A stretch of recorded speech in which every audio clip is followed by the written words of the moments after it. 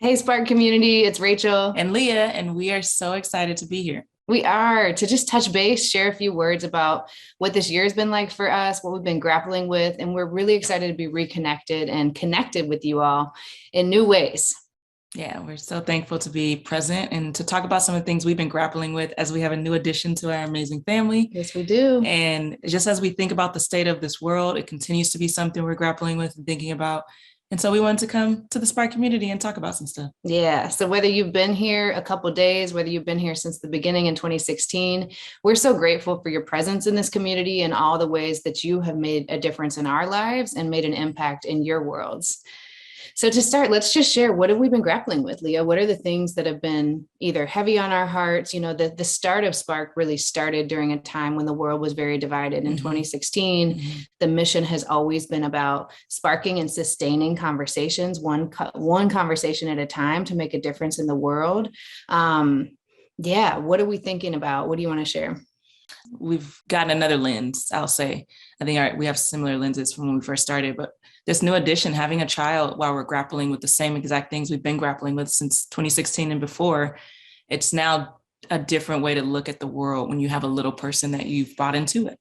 Yes. So we've really been grappling with that as a same-sex interracial couple, how we navigate space, what spaces we feel safe in, what spaces we don't, how we start changing that, because we're not the only ones experiencing that, right? And so how do we use our voices to make sure that we are changing the spaces that we don't necessarily feel as comfortable in, so that not just for us, but for other couples that look like us and for children who eventually will grow up and decide the type of relationships they want to be in, what type of community they want to be in. So, yeah. And, you know, Spark has always been about the world that we want. When Spark started, it was about our future child at the time. We were thinking about what world do we want our child to live in when we have a child. Now that we have a child, we're not only thinking about this current moment, but we're thinking about her life 20, 40 years from now. Like, what is the world that we want her to live in? And how can we make sure that it's more equitable and more just?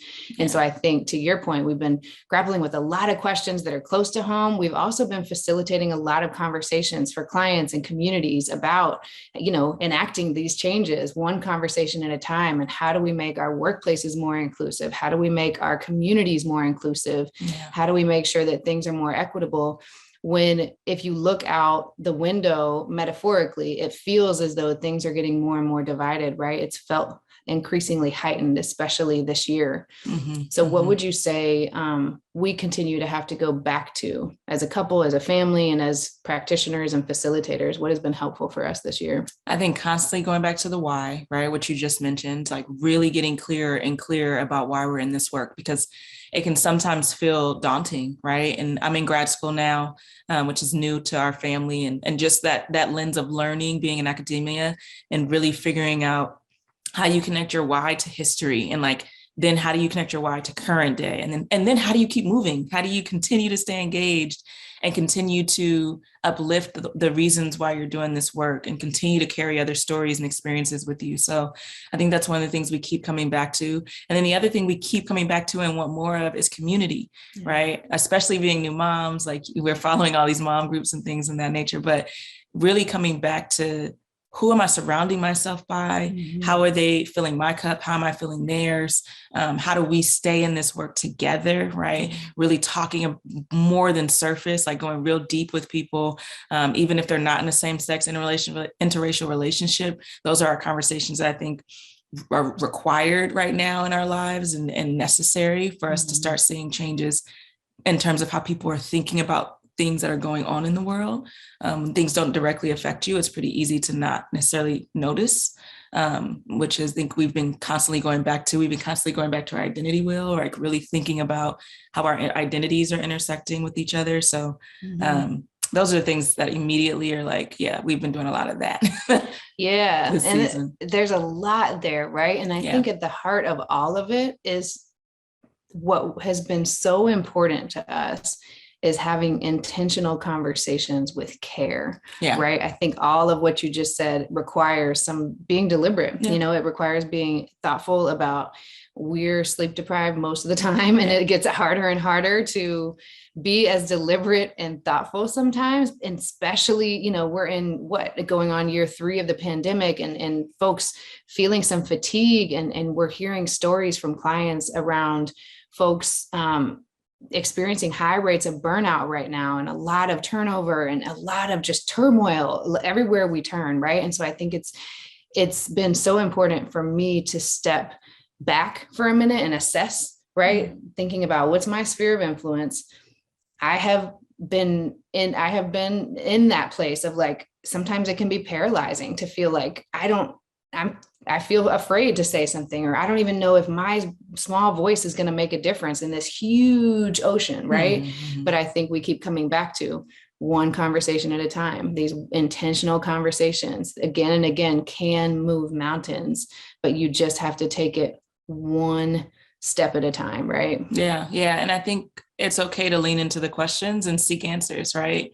Exploring different opinions, different understandings with care, for sure. I think that's the essence of everything that we do. We want to be treated with care. So we're always going out into the world and treating others with care.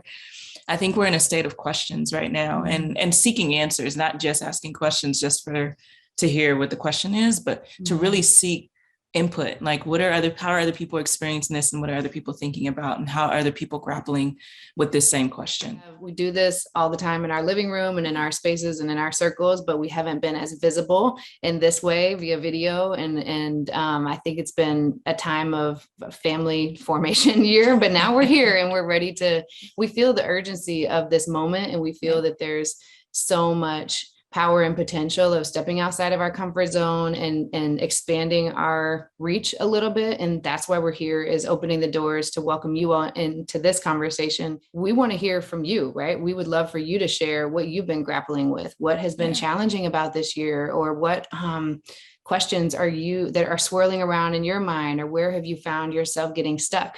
Because we are really committed to holding space for more community conversations, and we'll be our goal is to be more visible, because we know the power of these one-by-one conversations and connections.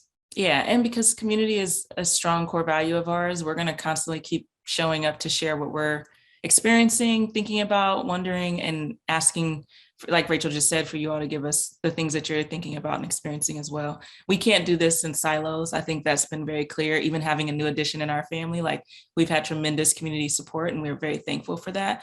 And that's the same, and that's also true with the world in which we live in. If we try to fix it or navigate it solo, it feels so much more heavy. And so we're just so thankful for this community, and so thankful to be here and be inspired by your voices. So we can't wait to hear what sparked for you in this conversation, but also, what are you grappling with, and how can we be in community with you as well? Yeah.